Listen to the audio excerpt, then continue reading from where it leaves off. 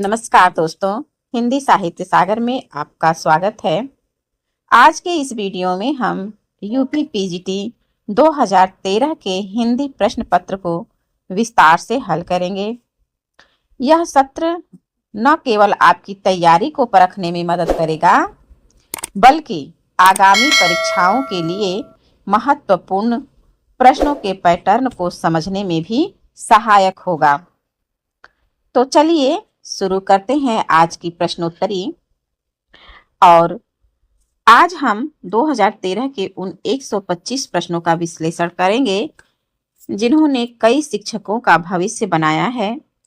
तो पेन और पेपर साथ में रखें और देखिए कि आपका स्कोर कितना होता है। तो आइए देखते हैं आज का पहला प्रश्न। प्रश्न 1 है कि किस कवि की वाणी नारिकेल फल के समान है? तो इस प्रश्न का सही जवाब हो जाएगा भारवी। ऑप्शन डी सही उत्तर है। प्रश्न 2 है कि अंतःकरण की वृत्तियों के चित्र का नाम कविता है। किसने कहा है या यह कथन किसका है? तो यह कथन महावीर प्रसाद द्विवेदी का है। महावीर प्रसाद द्विवेदी जी कहते हैं कि कविता क्या है? कविता जो है अंतःकरण की वृत्तियों के चित्र का नाम कविता है। प्रश्न 3 है कि इनमें से कौन सी बोली पश्चिमी हिंदी के अंतर्गत नहीं आती है? तो इस प्रश्न का सही जवाब हो जाएगा अवधी। पश्चिमी हिंदी के अंतर्गत आपका खड़ी बोली आता है, ब्रज भाषा आता है और कन्नौजी आता है। ठीक है, लेकिन जो ये अवधी है ये पूर्वी हिंदी के अंतर्गत आता है। किस हिंदी के अंतर्गत? तो पूर्वी हिंदी के अंतर्गत आता है। तो इस प्रश्न का सही जवाब हो जाएगा ऑप्शन डी, क्योंकि यहाँ पे पूछा है कि पश्चिमी हिंदी के अंतर्गत नहीं आता है, तो अवधी बोली नहीं आती है। प्रश्न 4 है अप्राणीवाचक शब्दों के लिंग निर्णय का आधार है।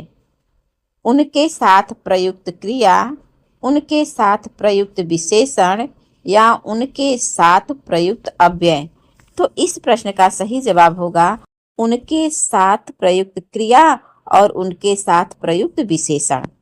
तो इसलिए ऑप्शन जो डी है वह सही उत्तर हो जाएगा इस प्रश्न का। चिरजीवों जोरी जुरे क्यों न स्नेह गंभीर, को घटिए वृषभानुजा वे हलधर के वीर में कौन सा अलंकार है? यहाँ पे अलंकार पूछ रहा है, तो इसमें जो है श्लेष अलंकार है। प्रश्न 6 है निम्नलिखित में कौन कार्यावस्था के अंतर्गत नहीं आता है या नहीं है? तो इस प्रश्न का सही उत्तर हो जाएगा उत्पाद्य। उत्पाद्य जो है कार्यावस्था के अंतर्गत नहीं आता है। बाकी जो 3 है प्रयत्न, फलागम, प्रत्याशा, प्रयत्न, प्रत्याशा, फलागम, ये तीनों जो है कार्य व्यवस्था के अंतर्गत आने वाले हैं। और जो उत्पाद्य है ये कार्य व्यवस्था के अंतर्गत नहीं आता है। तो इसलिए इस प्रश्न का सही जवाब होगा ऑप्शन डी उत्पाद्य। और दोस्तों यहाँ पे देख लीजिए कि जो कार्यावस्था है वो कितने कितने होते हैं? तो 5 होते हैं। कौन कौन से हैं? तो प्रारंभ, प्रयत्न, प्रत्याशा, नियताप्ति और फलागम। ठीक है, तो हमारे जो ये प्रश्न पूछा था इसमें प्रत्याशा था, प्रयत्न था, फलागम था और एक दे दिया था उत्पाद, जो वो नहीं था। पंजाबी की लिपि है, तो पंजाबी की लिपि गुरुमुखी लिपि है। प्रश्न 8 है कि निम्नलिखित में से कौन सा अर्थ प्रकृतियों के अंतर्गत नहीं आता है? यहाँ पे आपका अर्थ प्रकृतियाँ पूछ रहा है और ये पूछ रहा है कि कौन सा अर्थ प्रकृतियों के अंतर्गत नहीं आता है। तो इस प्रश्न का सही जवाब हो जाएगा विषादांत। ये विषादांत जो है अर्थ प्रकृतियों में नहीं आता है। बाकी जो कार्य है, कार्य, पताका और प्रकरी, ये सभी जो हैं अर्थ प्रकृतियां हैं और जो विषादांत है ये नहीं है। तो इस प्रश्न का सही जवाब हो जाएगा विषादांत। आगे बढ़ते हैं। यहाँ पे जो है 5 जो है अर्थ प्रकृतियां देखते हैं। अर्थ प्रकृतियां के कितने भेद हैं? तो 5 भेद हैं। कौन कौन से हैं? तो देखिए, बीज, बिंदु, पताका, प्रकृति और कार्य, यही 5 जो हैं अर्थ प्रकृतियां हैं। और देखिए, बहुत ही रनिंग प्रश्न है ये, कई परीक्षाओं में पूछा गया है कि शब्दार्थो सहितो काव्यम किसने कहा है? तो शब्दार्थो सहितो काव्यम जो है भामह का है। अगला प्रश्न है कि उससे अच्छे तो आप हैं, उससे अच्छे तो आप हैं में कौन सा कारक है? तो यहाँ पे तुलना का भाव है, तुलना का बोध करा रहा है, तो यहाँ पे अपादान अलंकार हो जाएगा। तो इस प्रश्न का सही जवाब हो जाएगा अपादान। प्रश्न है कि भगवान राम के जीवन से संबंधित नाटक है। तो भगवान राम से संबंधित नाटक जो है महावीर चरित्र है, महावीर चरित्र है। प्रश्न है कि वर्तमान साहित्य, वर्तमान साहित्य यह पत्रिका है और इसके संपादक कौन हैं? वर्तमान साहित्य पत्रिका के संपादक कौन हैं या संपादक हैं? तो ये हैं विभूति नारायण राय। इस प्रश्न का सही जवाब हो जाएगा ऑप्शन डी, विभूति नारायण राय। प्रश्न 13 है कि सन 927 आहा कथा आरंभ बैन कवि कहा में 927 का ईस्वी सन क्या होगा? तो 927 का ईस्वी सन होता है 1520। तो इस प्रश्न का सही जवाब हो जाएगा आपका ऑप्शन डी, 1520। हमारे देश में जय चंदों की कमी नहीं है में जय चंदो संज्ञा के किस भेद के अंतर्गत आता है? तो देखिए, यहाँ पे जयचंद या ये गुण बता रहा है। तो अगर सिर्फ जयचंद होता तो वहाँ पे एक व्यक्ति का नाम हो गया है, जयचंद कोई व्यक्ति है तो वहाँ पे व्यक्तिवाचक होता।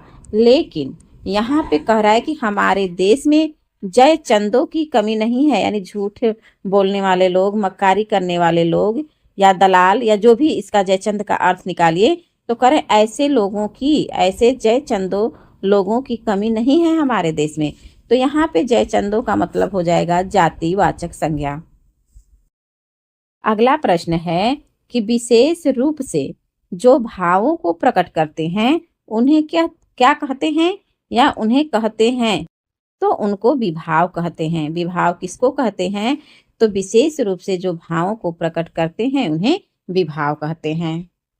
प्रश्न 16 है लाला श्रीनिवास दास के संयोगिता स्वयंवर की सच्ची समालोचना किससे की थी?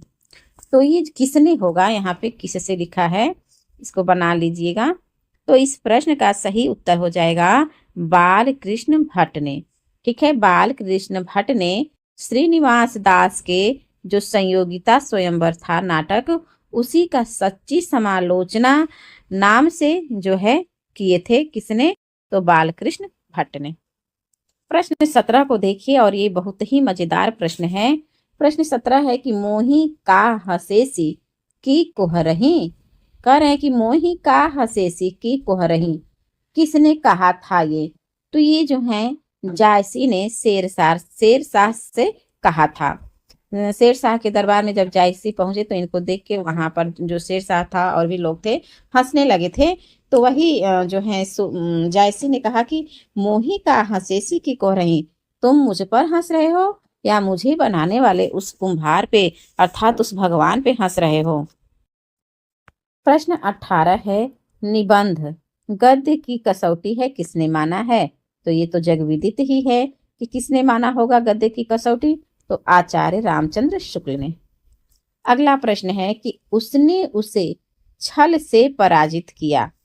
इसमें जो है छल से में कौन सा कारण है, कारक है? तो इसमें जो है करण कारक है। प्रश्न 20 है इतना सुन के पात शाही जी श्री अकबर दरबार शाही जी आद शेर सोना नरहर दास चारण को दिया, इनके 1.5 शेर सोना हो गया। ये जो है आध शेर सेना मतलब आधा शेर सोना नरहर दास चारण को दिया। लेकिन इनके डेढ़ सेर सोना हो गया। आध सेर सोना से डेढ़ सेर सोना हो गया। रास वंचना पूरन भया आम खास हुआ। इन पंक्तियों का संबंध जो है किस रचना से है?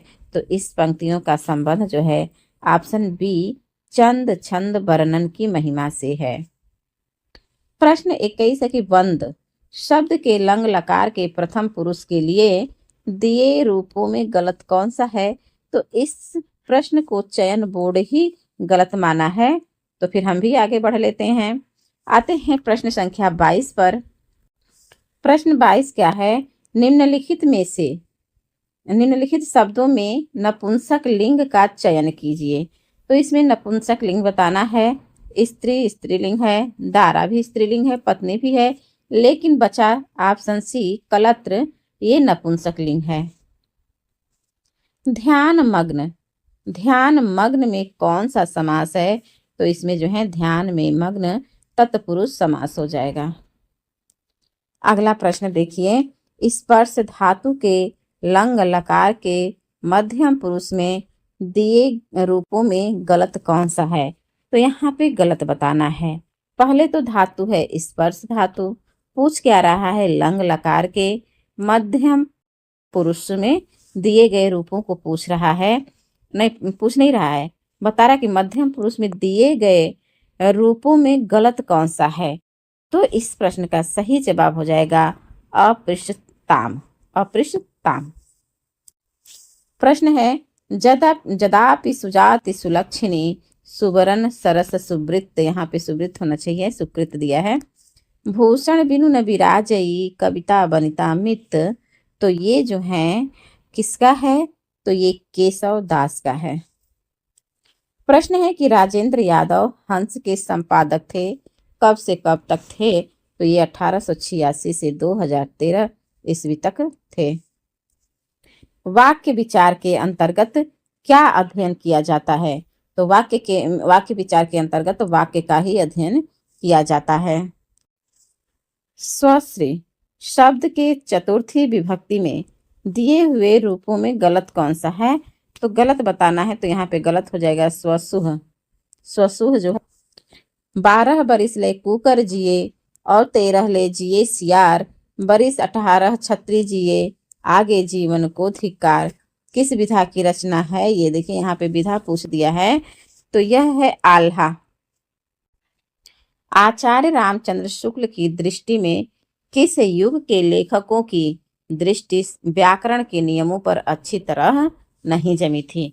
तो ये जो है भारतेंदु युग के लिए कह रहे हैं रामचंद्र शुक्ल कह रहे हैं कि शुक्ल की दृष्टि में किस युग के लेखकों की दृष्टि व्याकरण के नियमों पर अच्छी तरह नहीं जमी थी।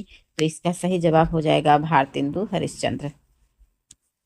वे पूर्वीपन की परवाह न करके अपने बैसवाड़े की ग्राम्य कहावतें और शब्द भी बेधड़क रख दिया करते थे।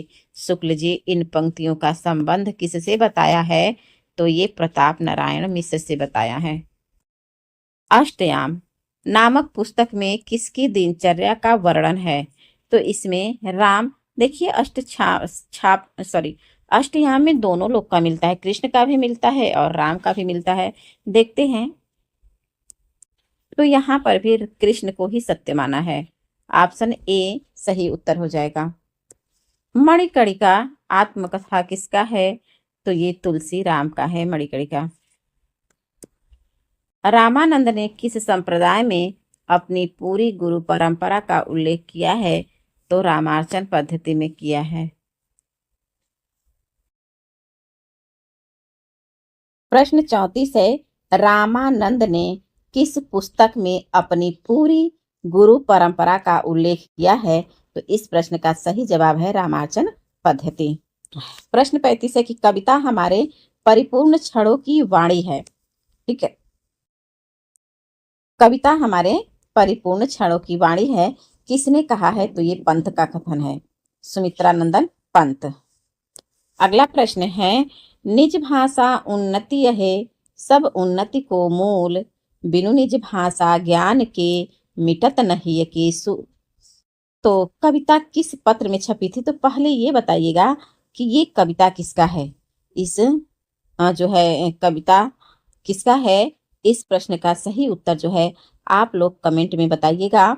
और इस ये पूछ रहा है कि ये कविता जो है वो किस पत्र में छपा था या छपी थी?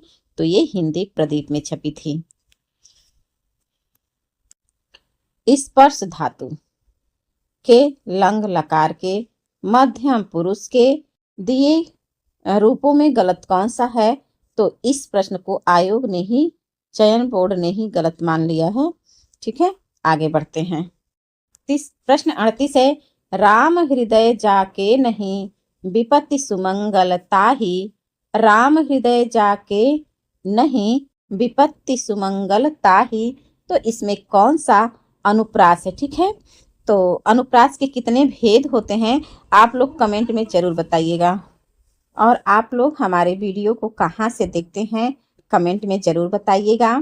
तो इस प्रश्न का सही जवाब हो जाएगा लाटानुप्रास है। और आप सभी लोग बताइएगा कमेंट के माध्यम से कि अनुप्रास के कितने भेद हैं। ठीक है, कितने भेद हैं कमेंट बॉक्स में बताइएगा। और साथ में ये भी बताइएगा कि आप जो है हमारे वीडियो को कहाँ से देख रहे हैं। निम्नलिखित शब्दों में से कौन तत्सम है? यहाँ पे आप सभी लोगों को तत्सम बताना है कि किसमें तत्सम है। तो इस प्रश्न का सही जवाब हो जाएगा भ्रातृजाया। भ्रातृजाया जो है तत्सम यानी संस्कृत का रूप है, शब्द है। और जो भौजी है, भौजाई है, जोरू है, ये सभी तद्भव है। अगला प्रश्न है कि सन 1951 ईस्वी में प्रकाशित दूसरा सप्तक का प्रकाशन कब हुआ था?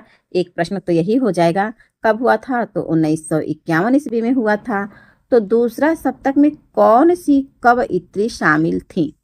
ठीक है, तो इस प्रश्न का सही जवाब हो जाएगा शमशेर बहादुर। शकुंतला हरि की पूजा करते हैं तो शकुंतला आया, तो शकुंतला माथुर का है। ये जो शकुंतला माथुर है ये दूसरे सप्तक में थी। प्रश्न है, नीचे एक ही शब्द के 4 वर्तनी दी गई है, सही का चयन कीजिए। तो इसमें सही हो जाएगा आपका ऑप्शन डी 36। श्रृंगार रस की दृष्टि से कृष्ण किस प्रकार के नायक हैं? तो इस प्रश्न का सही जवाब होगा दक्षिण। दक्षिण नायक थे। किस दृष्टि से? तो सिर्फ श्रृंगार रस की दृष्टि से दक्षिण थे। प्रश्न है कि गंगा हिमालय से निकलती है के लिए संस्कृत में 4 वाक्य दिए गए हैं, सही वाक्य का चयन कीजिए। तो इस प्रश्न का सही जवाब होगा गंगा हिमालयात प्रभवती। तो ऑप्शन डी सही उत्तर है। 44 प्रश्न है कि निम्नलिखित शब्दों में से तत्सम शब्द कौन सा है?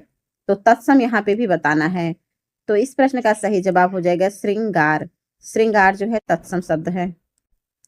प्रश्न 45 से उज्ज्वल। उज्ज्वल के 4 संधि विच्छेद दिए गए हैं, सही का चयन कीजिए। तो इसका सही होगा उत धन ज्वल। ऑप्शन बी जो है सही उत्तर है। अगला प्रश्न है कि आचार्य रामचंद्र शुक्ल ने द्वितीय उत्थान का समय कब से कब तक तय किया है? तो इस प्रश्न का सही जवाब होगा कि 1893 ईस्वी से 1918 ईस्वी तक। प्रश्न 47 है कि इनमें से कौन सा ग्रंथ चंद्रालोक की छाया है, मतलब चंद्रालोक के आधार पर है? तो इस प्रश्न का सही जवाब हो जाएगा भाषाभूषण। अब आप सभी लोग कमेंट में बताइएगा कि भाषाभूषण किसकी रचना है।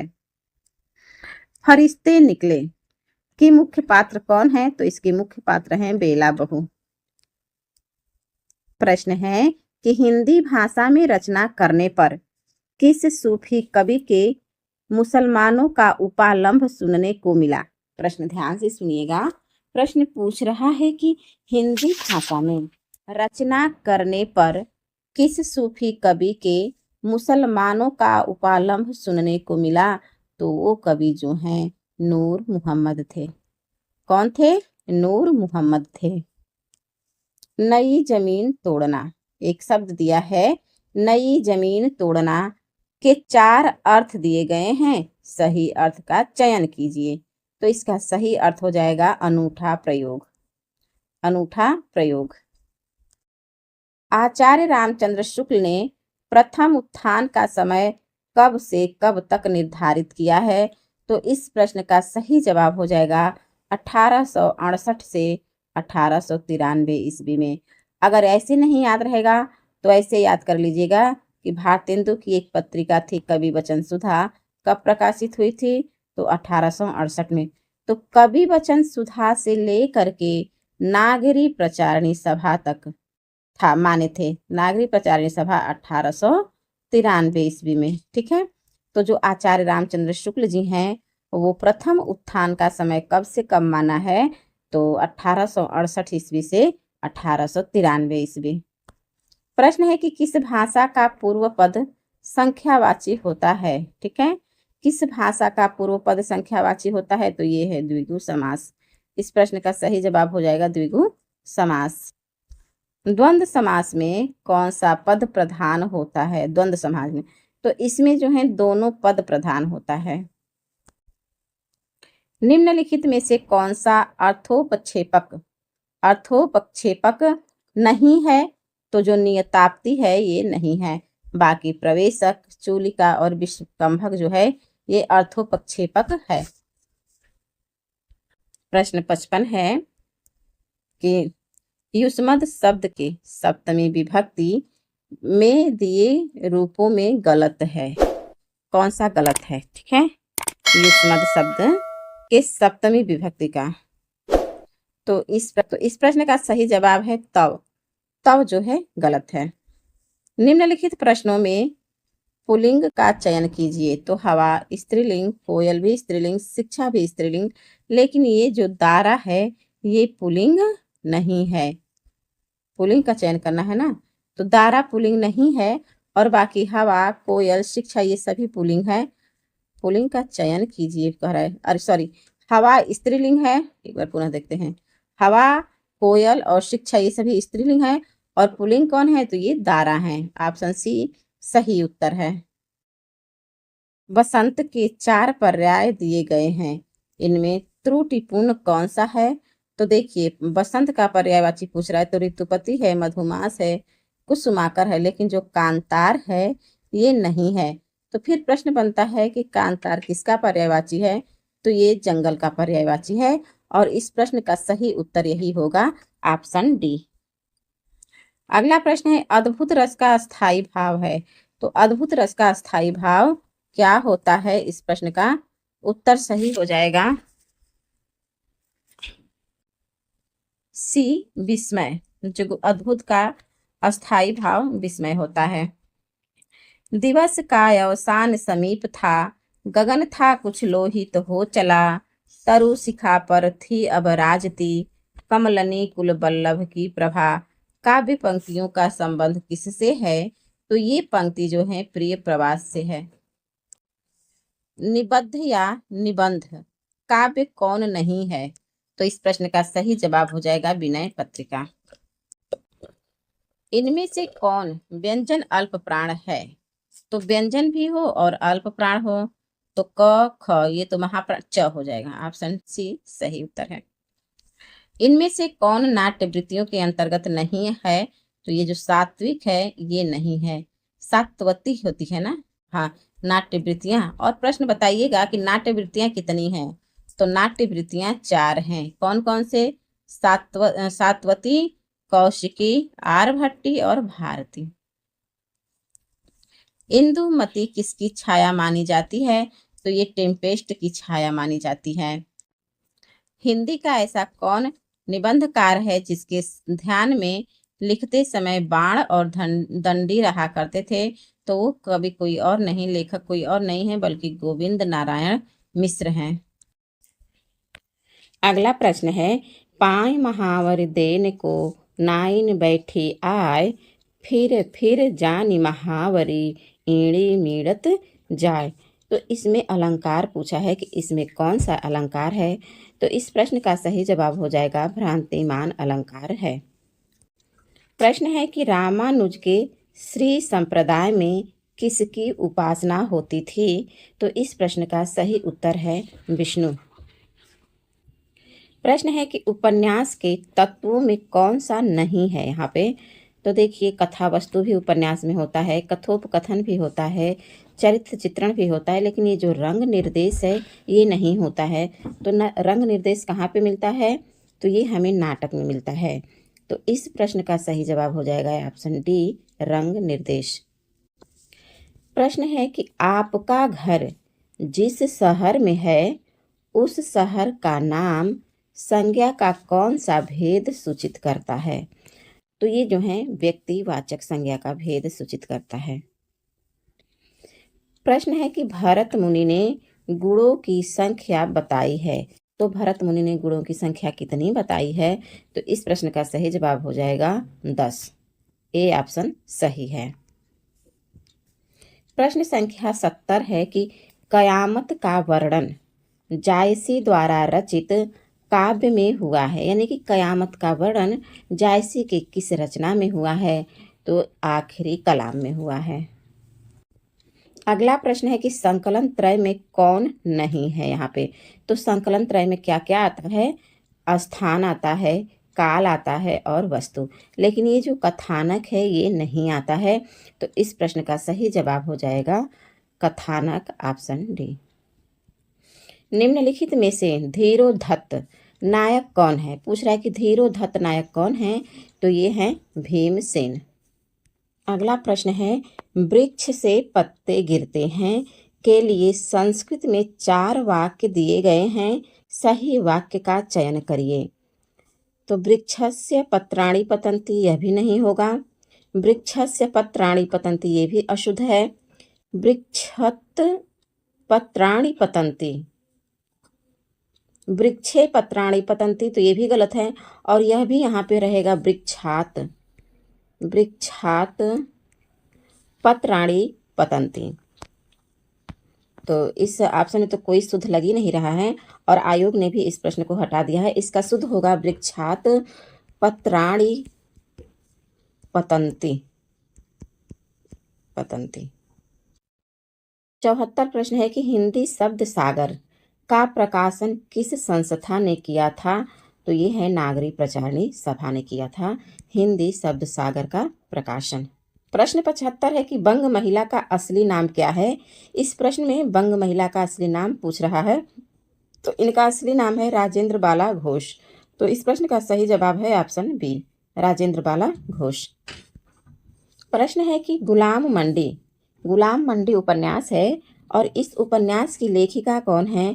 तो इस प्रश्न का सही जवाब हो जाएगा निर्मला भुराड़िया है। गुलाम मंडी किसका है? तो निर्मला भुराड़िया का है। प्रश्न है कि इंडियन प्रेस की स्थापना कब हुई थी? इंडियन प्रेस की स्थापना 1884 ईस्वी में हुई थी। एक ही शब्द की वर्तनी 4 तरह से लिखी गई है, सही का चयन कीजिए। तो इसका सही होगा ऊपरी लिखित, ऊपरी लिखित। अगला प्रश्न है कि इनमें से कौन सा वर्ण स्पर्श व्यंजन नहीं है? तो देखते हैं कि कौन सा वर्ण इनमें से स्पर्श व्यंजन नहीं है।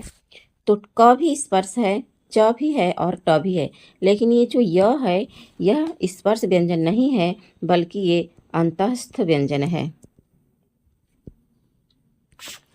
प्रश्न है कि कोई और कुछ का प्रयोग इनमें से किस सर्वनाम में किया जाता है? तो आपका सही उत्तर हो जाएगा अनिश्चयवाचक सर्वनाम में किया जाता है कोई और कुछ का प्रयोग।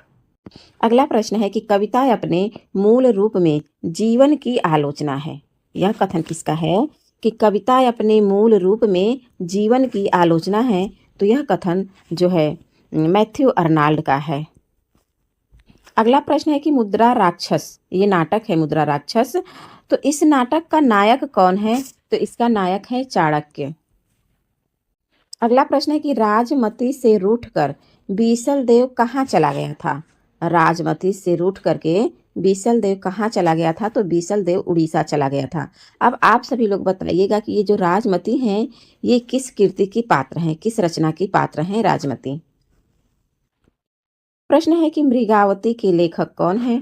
तो मृगावती के लेखक कुतुबन है और मृगावती को प्रथम सूफी रचना किसने मानी है? तो आचार्य शुक्ल ने मानी है, शुक्ल ने।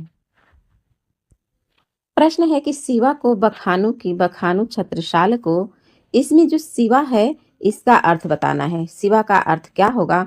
तो शिवा का अर्थ शिवाजी होगा। ठीक है, कह रहे हैं ना कि वो ऐसा है कि जो क्या कहते हैं, भूषण कवि थे, उनको जो है शिवाजी और वो, हाँ शिवाजी ही शायद उनके पालकी को कंधा लगाया था, तो इसीलिए वो कहते हैं कि शिवा को बखानो की बखानो छत्र साल को। और जो है ये शिल्पी में ये प्रश्न गलत दिया है इसका उत्तर, लेकिन इसका सही उत्तर होगा शिवाजी ही। आप सभी लोग बना भी लीजिएगा क्योंकि सबके पास शिल्पी होगी। अभिधा उत्तम काव्य है, मध्य लक्षणालीन, अधम व्यंजना रस बिरस उलटी कहत नवीन। किसका कथन है? ठीक है, तो ये कथन जो है देव का है। अभिधा उत्तम काव्य है, मध्य लक्षणालीन, अधम व्यंजना रस बिरस उलटी कहत नवीन, तो ये देव का है। काव्य शोभा करान, धर्मान अलंकरान प्रचक्षते, किसने कहा है? तो ये दंडी ने कहा है। गद्य रचना को एक कला के रूप में, किस रचना को? गद्य रचना को एक कला के रूप में ग्रहण करने वाले कमल, सॉरी यहाँ कलम होना चाहिए, यहाँ कमल दिया है, कलम की कारीगरी समझने वाले लेखक थे। कौन थे? तो ये बद्री नारायण चौधरी प्रेमघन थे।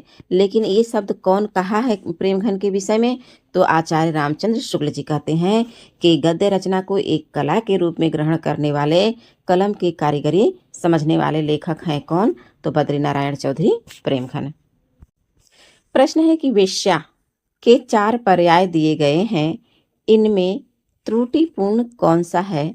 तो वेश्या का जो है 4 पर्याय हैं, गणिका भी सही है, ये भी सही है, ये भी सही है, लेकिन ये जो कुलटा है यह गलत है। तो इस प्रश्न का सही जवाब हो जाएगा कुलटा। निम्नलिखित शब्दों में कौन सा तत्सम है? यहाँ पे तत्सम बताना है। तो छत्री ये भी नहीं है, ठाकुर यह भी नहीं है, तद्भव है ये भी नहीं है, लेकिन जो ऑप्शन डी है क्षत्रिय, यही इस प्रश्न का सही जवाब है, क्षत्रिय। 91 प्रश्न है कि हिंदी नई चाल में ढली। भारतेंदु की यह पंक्ति किस पुस्तक से ली गई है? ठीक है, हिंदी नई चाल में ढली, ये भारतेंदु की यह पंक्ति किस पुस्तक से ली गई है? तो वो है कालचक्र, कालचक्र से ली गई है। अस्मद शब्द के पंचमी विभक्ति में दिए हुए रूपों में गलत कौन सा है? यहाँ पे गलत बताना है। तो मत भी सही है, अस्मत भी सही है और आवाम भी सही है, लेकिन यहाँ पे जो असमभ्यम दिया है यह गलत है। तो इस प्रश्न का सही जवाब होगा ऑप्शन डी। प्रश्न है कि नीचे एक ही शब्द की वर्तनी 4 तरह से लिखी गई है, सही का चयन कीजिए। तो इसका शुद्ध होगा अनुगृहीत, अनुगृहीत शुद्ध शब्द है। 94 प्रश्न है कि सिकंदर लोदी ने किसके कहने पर कबीरदास को जंजीर से बांधकर गंगा में डुबाया था? पहली बात यह है कि कबीरदास को जंजीर में बांधकर गंगा में किसने डुबाया था? तो आपका हो जाएगा शेख तकी। किसके कहने पर डुबाया था? तो सिकंदर लोदी के कहने पर। यहाँ से 2 प्रश्न निकलेगा। अगर प्रश्न पूछेगा कि किसके कहने पर कबीरदास को जंजीर में बांधकर गंगा में डुबाया गया था, तो सिकंदर के। कौन डुबाया था? तो शेख तकी। नहीं, सिकंदर लोदी ने किसके कहने पर कबीरदास को जंजीर में बांधकर गंगा में डुबाया था? तो सिकंदर लोदी ने जो है डुबाया था किसके कहने पर? शेख तकी के कहने पर। ऐसे प्रश्न है। सरस्वती के 4 पर्याय दिए गए हैं, इनमें गलत कौन सा है? तो ये जो भामा है ये सरस्वती का पर्याय नहीं है, बल्कि ये स्त्री का पर्यायवाची शब्द है। तो इस प्रश्न का सही जवाब हो जाएगा भामा। 84 वैष्णवों की वार्ता का संबंध किस संप्रदाय से है? देखिए 84 वैष्णवों की वार्ता किसका है? तो ये गोकुलनाथ का है। गोकुलनाथ कौन थे? तो ये वल्लभाचार्य के पोते थे और नहीं, वल्लभाचार्य के पुत्र थे। गोकुलनाथ और विठलनाथ 2 पुत्र थे। तो 84 वैष्णवों की वार्ता का संबंध किस संप्रदाय से है? तो वल्लभ संप्रदाय से है। प्रश्न है कि नीचे एक ही शब्द की वर्तनी 4 तरह से लिखी गई है, सही का चयन कीजिए। तो यहाँ पे आपको सही बताना है कि कवयित्री कैसे लिखा जाता है। तो कवयित्री ऑप्शन सी सही है। आनंद वर्धन का संबंध इनमें से किससे है? तो आनंदवर्धन का संबंध जो है ध्वनि संप्रदाय से है। प्रश्न है कि आत्मा राम के छद्म नाम से आचार्य महावीर प्रसाद द्विवेदी की आलोचना किसने की थी? तो इस प्रश्न का सही जवाब हो जाएगा बाबू बाल मुकुंद गुप्त ने की थी। आत्माराम के छद्म नाम से महावीर प्रसाद द्विवेदी की आलोचना बाबू बाल मुकुंद गुप्त ने की थी। नागरी प्रचारणी सभा की स्थापना कब हुई थी? तो नागरी प्रचारणी सभा की स्थापना जो है 1893 ईस्वी में हुई थी। अगर नागरी प्रचारणी पत्रिका पूछता कि पत्रिका के कब निकली थी, तो ये 1896 में निकली थी पत्रिका नागरी प्रचारणी। लेकिन यहाँ सभा की बात कर रहा है, तो सभा जो है 1893 ईस्वी में इसकी स्थापना हुई थी। श्रोता के लिए किस सर्वनाम का प्रयोग किया जाता है? तो श्रोता के लिए जो है मध्यम पुरुष वाचक सर्वनाम का प्रयोग किया जाता है। नाभादास द्वारा लिखित अष्टयाम किस भाषा में लिखी गई है? तो ये ब्रज भाषा में लिखा गया है। वाणी और अंगों के अभिनय द्वारा जिनसे प्रकट हो वे क्या हैं? तो वे जो हैं आपके अनुभाव हैं। अनुरूप में कौन सा समास है? तो अनुरूप में अव्ययी भाव समास है। इनमें से कौन सा शब्द तत्सम नहीं है? तो सफ़ेद जो है तत्सम नहीं है, ये तद्भव है। बाकी क्षीर, मयूर और शीर्ष ये सभी तद्भव है, सॉरी तत्सम है। घोरे कलत्ता बीने कनातन के डौल बांध है, जैसा शीर्षक किस लेखक ने दिया था? तो ये है प्रताप नारायण मिश्र। घूरे कलत्ता बीने और कनातन का डौल बांधे, ये प्रताप नारायण मिश्र का निबंध है। प्रश्न है कि इनमें से कौन सा शब्द कर्मधारय समास का उदाहरण है? तो इसमें से इस प्रश्न का सही उत्तर हो जाएगा अंधकूप। अंधकूप में कर्मधारय समास है। बहुत अच्छी ही पंक्ति पूछा हुआ है 108 प्रश्न में कि सर्वोत्तम शब्द अपने सर्वोत्तम क्रम में कविता होती है, यह किसका कथन है? तो यह जो है कालरीज का कथन है कि सर्वोत्तम शब्द अपने सर्वोत्तम काव्य में कविता होती है, कालरीज। प्रश्न है कि सतसैया के दोहरे ज्यो नाविक के तीर, इसमें नावक शब्द का क्या अर्थ है?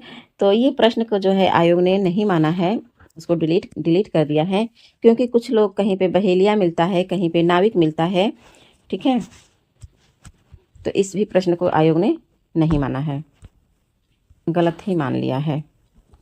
अगला प्रश्न है, प्रश्न 110 है कि निम्नलिखित शब्दों में से कौन तत्सम है? यहाँ पे भी तत्सम बताना है। तो जो कुक्कुर शब्द है ये तत्सम का शब्द है, कुक्कुर। हमारे सबसे मधुर गान वे हैं जिनमें विषाद पूर्ण भाव व्यक्त किए जाते हैं। ये पंक्ति किसकी है कि हमारे सबसे मधुर गान वे हैं जिनमें विषाद पूर्ण भाव व्यक्त किए जाते हैं? तो ये कथन शैली का है, शैली का, शैली। इनमें से कौन सा शब्द पुल्लिंग नहीं है? ठीक है, इसमें से कौन सा शब्द पुल्लिंग नहीं है? तो क्या बनावट नहीं है, छाता नहीं है, सूर्य नहीं है या अमरूद नहीं है? तो इस प्रश्न का सही उत्तर हो जाएगा छाता। इनमें प्रवासी कहानीकार हैं, कौन है प्रवासी कहानीकार? तो इस प्रश्न का सही जवाब हो जाएगा तेजेंद्र शर्मा है। रघुवंश महाकाव्य में सर्ग है, कितने सर्ग हैं? तो इसमें 19 सर्ग हैं। और रघुवंशम किसका काव्य है, महाकाव्य है? तो ये कालिदास का है, कालिदास का है। प्रश्न है कि आजमगढ़ रीडर किस प्रेस से प्रकाशित हुई थी? ठीक है, तो ये आजमगढ़ रीडर जो है ये इलाहाबाद मिशन प्रेस से प्रकाशित हुई थी। दुर्जन का संधि विच्छेद क्या होगा? तो इसका संधि विच्छेद हो जाएगा दुह धन जन। और इसमें कौन सा संधि है? तो विसर्ग संधि है। कौन सा संधि है? विसर्ग। रमणीयार्थ प्रतिपादकः शब्दः काव्यम, ये परिभाषा किसने दी है? तो यह परिभाषा जगन्नाथ का है। रमणीयार्थ प्रतिपादकः शब्दः काव्यम, जगन्नाथ का। अगला प्रश्न है कि कर्म के बिना वह लूला लंगड़ा है, वह। ज्ञान के बिना अंधा और भक्ति के बिना हृदय विहीन क्या निष्प्राण रहता है। में वह जो है वह किसके लिए प्रयुक्त हुआ है, तो ये वह जो है धर्म के लिए प्रयुक्त हुआ है। अगला प्रश्न है कि विभाव, अनुभाव और व्यभिचारी भावों के संयोग से रस की निष्पत्ति होती है। किसका कथन है ये कि विभाव, अनुभाव और व्यभिचारी भावों के संयोग से रस की निष्पत्ति होती है, तो ये किसी और का नहीं बल्कि भरत मुनि का है कथन। अगला प्रश्न है कि यद्यपि मैं खुद उर्दू का बड़ा पक्षपाती हूँ, लेकिन मेरे विचार में हिंदी को भी भाषा या बोली कहना उचित नहीं। किसका कथन है, तो यह कथन गारसाद तासी का है। एक बार पुनः पढ़ देते हैं कि यद्यपि मैं खुद उर्दू का बड़ा पक्षपाती हूँ, लेकिन मेरे विचार में हिंदी को भी भाषा या बोली कहना उचित नहीं है, तो गारसाद तासी का कथन है। प्रश्न है कि 8 मास बीते जजमान, अब तो करो दक्षिणा दान। पंक्तियों का संबंध किस संपादक से है, तो ये है प्रताप नारायण मिश्र का। प्रताप नारायण मिश्र ही कहते हैं कि 8 मास बीते जजमान, अब तो करो दक्षिणा दान। प्रश्न है कि पुस्तक जलहन हथ दय चली गज्जन नृप काज में जलहन को कौन सी पुस्तक देने का उल्लेख है। कह रहा है कि ये जो लाइन है कि पुस्तक जलहन हथ दय चली गज्जन नृप काज, तो इसमें जलहन को कौन सी पुस्तक देने का उल्लेख है, तो ये है पृथ्वीराज रासो, जो है जलहन के पिता चंद बरदाई थे। तो ये अपनी रचना जो पृथ्वीराज रासो ये पूरा जब नहीं कर पाए, थोड़ा रह गया था, तो ये अपने पुत्र जलहन को दे दिए थे पूरा करने के लिए, और अपने जो है पृथ्वीराज रासो के साथ चल दिए थे। 123 प्रश्न है कि प्रारभ्यते न खलु विघ्न भयेन नीचे में कर्ता कौन है। ठीक है, प्रारभ्यते न खलु विघ्न भयेन नीचे, तो इसमें नीचे जो है यही कर्ता है। प्रश्न है कि पीपर पात सरिस मन डोला में मन क्या है, तो मन जो है उपमेय है। पीपर पात सरिस मन डोला में मन उपमेय है, और उपमान कौन सा है, तो उपमान जो है पीपल का पत्ता है। लिखित भाषा में विचारों को कैसे व्यक्त करते हैं, तो जाहिर सी बात है कि लिखित भाषा में हम अपने विचारों को लिखकर ही व्यक्त करेंगे। तो इस प्रश्न का सही जवाब हो जाएगा लिखित। और ये रहा 2013 का 125 प्रश्न, जिनको हम लोग सभी लोग मिल करके पूरा किए हैं। इसमें मेरे साथ साथ आप लोगों का भी योगदान है, क्योंकि मैं आप लोगों की मांग पर ही ये वीडियो बना रही हूँ, जिसको आप लोग अपना बहुत सारा प्यार और सपोर्ट भी दे रहे हैं। तो दोस्तों, आप लोगों को हमारी वीडियो कैसी लगती है, आप लोग कमेंट के माध्यम से ज़रूर बताइएगा, और हमारी वीडियो आप कहाँ से देख रहे हैं यह भी बताइएगा। तो मिलते हैं अगले वीडियो में एक और प्रैक्टिस सेट के साथ। तो तब तक के लिए आप सभी लोग पढ़ते रहिए मन लगा करके। धन्यवाद।